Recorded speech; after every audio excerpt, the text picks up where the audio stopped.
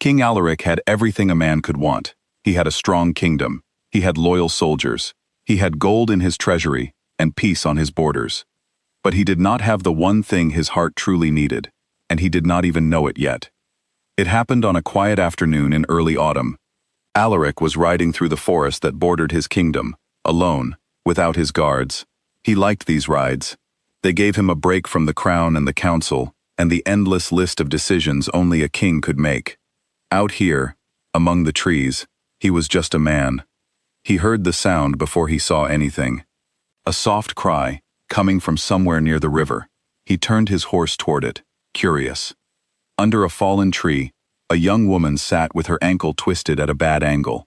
Her dress was simple, the kind worn by villagers, not nobles. Her hair had come loose from its braid, and her face was pale with pain. When she looked up and saw him, her eyes went wide. Something happened in that moment. Something Alaric could not explain, even to himself.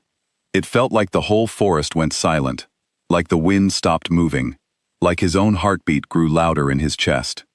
Deep inside him, a part of himself he rarely thought about, the wild and ancient part that every king of his line carried, stirred awake.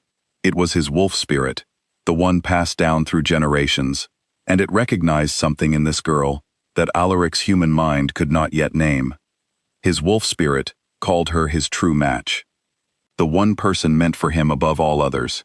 Alaric had heard stories about this kind of bond since he was a boy. His grandmother used to say that once in a great while, a person's spirit would recognize another person's spirit instantly, without any doubt, and that bond could never be broken. Most people never found their true match.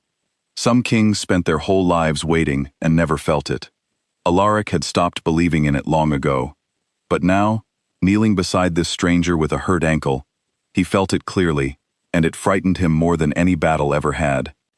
"Are you hurt badly?" he asked, keeping his voice calm, hiding the storm inside him. "I'll be fine," she said, though her voice shook. "I was gathering herbs for my mother. I did not see the root in the grass." He helped her up, careful not to touch her more than necessary, though every part of him wanted to hold her close and make sure she was safe. He learned her name was Elira. She lived in the village at the edge of the forest with her mother, who was sick, and her younger brother, who worked at the mill. Alaric brought her home on his horse, walking beside it so she would not fall. Along the way, they talked. She was clever and kind, and she made him laugh twice, which was rare for him. By the time they reached her small cottage, Alaric knew, without question, that his wolf spirit had chosen correctly. His advisors already had 3 princesses picked out for him, each one from a powerful family, each one meant to strengthen an alliance. If he told Elira the truth, and word spread that the king had chosen a poor village girl as his true match, it could cause problems with those alliances. It could even bring danger to her. So Alaric said nothing. He thanked her for the pleasant afternoon, wished her well, and rode back to his castle, telling himself it was the right decision.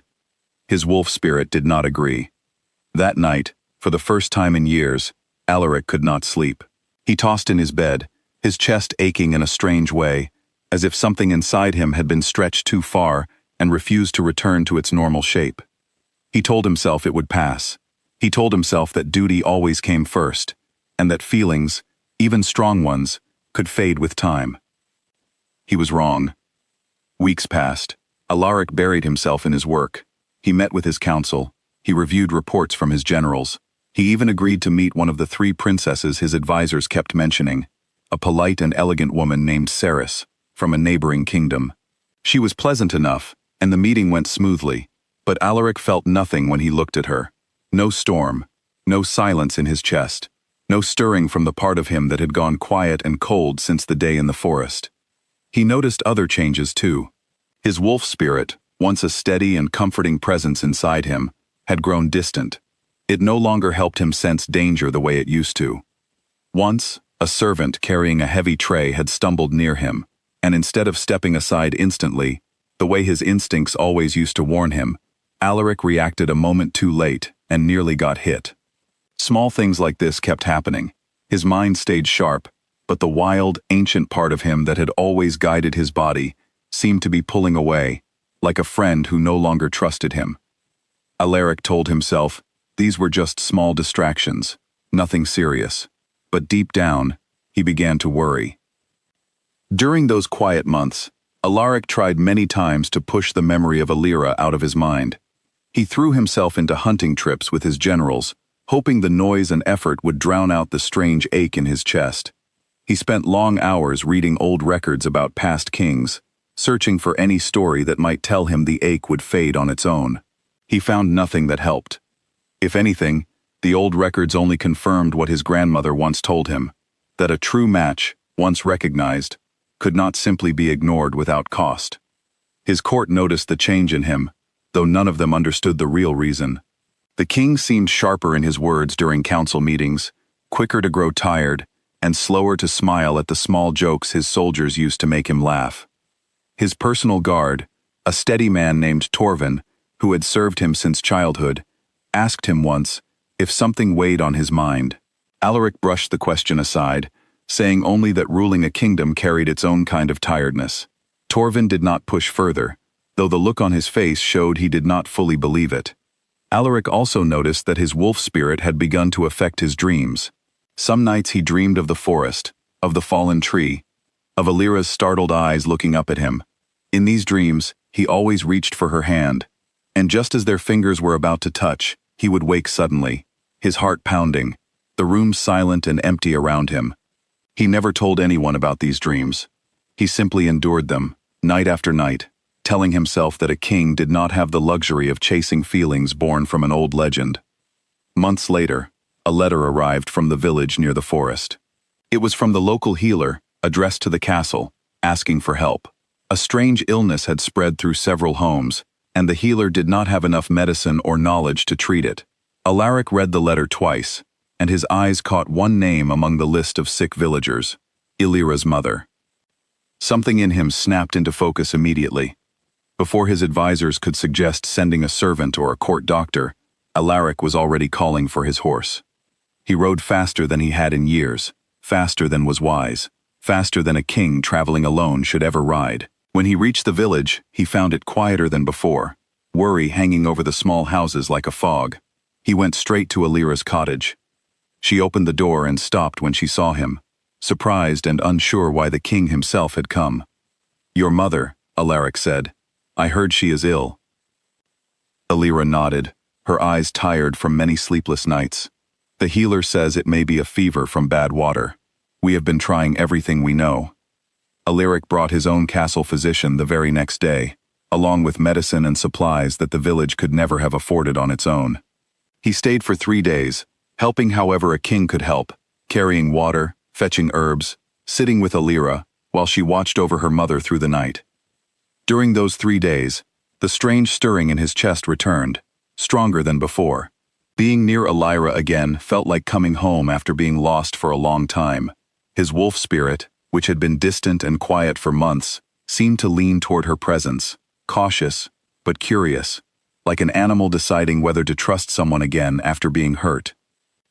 On the 3rd night, Alira's mother finally began to recover.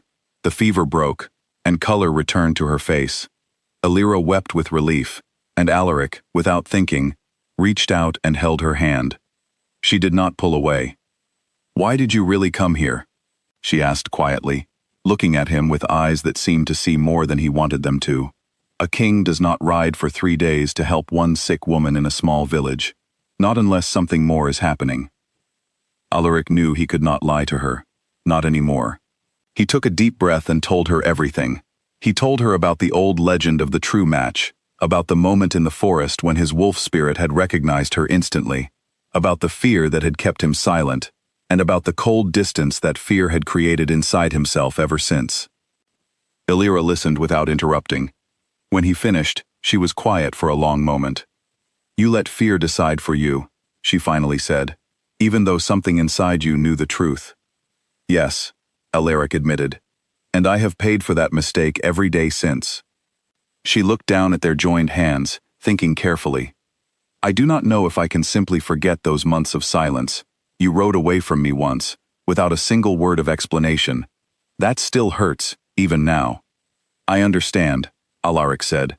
"I am not asking you to forget it. I am only asking for a chance to make it right. however long that takes. It would not be a quick or easy healing. Alira needed time to trust him fully, and Alaric's wolf spirit needed time too, for old wounds inside a person do not vanish the moment an apology is spoken. But that night marked a beginning. Alaric visited the village often after that, not as a king performing a duty, but as a man trying to earn back what he had carelessly let slip away. Slowly, over the following months, things began to change. Alaric's wolf spirit grew steadier again, more like its old self, sharp and alert, no longer distant and cold. His instincts returned to normal. He began to sleep peacefully at night for the first time in a long while. Alira, too, opened up bit by bit. She still teased him about that first day, about how the mighty king of the realm had ridden away from a girl with a twisted ankle, simply because he was afraid. Alaric always laughed at this, though a small part of him still felt the sting of his old mistake. His advisors were not pleased when they learned the truth. They argued that a king should marry for strategy, not for legend or feeling. Alaric listened to their concerns patiently, but for the first time in his rule, he did not let fear guide his final decision. He explained that a kingdom built on strength needed a king who was whole, not one divided against himself, fighting a silent war with his own spirit every single day. A king who ignored what mattered most, he told them, could not truly lead others well. In time, most of his advisors came to accept his choice, especially once they saw how the people responded. Word had spread through the villages about how the king had ridden through the night to help a sick woman and her family, expecting nothing in return. The people loved him more for it, not less. They saw a king who cared, who was willing to set aside pride for the sake of doing what was right. A year after that day in the forest, Alaric and Alira were married in a small ceremony, simpler than most royal weddings, held partly in the castle gardens and partly with villagers from Alira's home, invited as honored guests. It was not the grand political alliance his advisors had once imagined for him, but it was something far more valuable. It was real. On their wedding night, as they stood together on the castle balcony overlooking the quiet kingdom below, Alaric finally felt something he had been missing for a very long time. His wolf spirit, once cold and withdrawn, settled fully at peace within him, warm and steady, as though it had finally forgiven him for that one cruel choice made long ago in a forest full of silence. "I almost lost this," Alaric whispered, more to himself than to her. "I almost let fear cost me everything that truly matters." Alira leaned her head against his shoulder. "But you didn't," she said. "You came back. That is what matters most." And as the stars rose over the kingdom that night, Alaric understood a truth he would carry with him for the rest of his life. Sometimes the greatest strength a king can show is not in ruling wisely from a throne, but in having the courage to admit a mistake, and the patience to slowly, carefully make it right. From that night forward, Alaric never again let fear silence what his heart already knew to be true.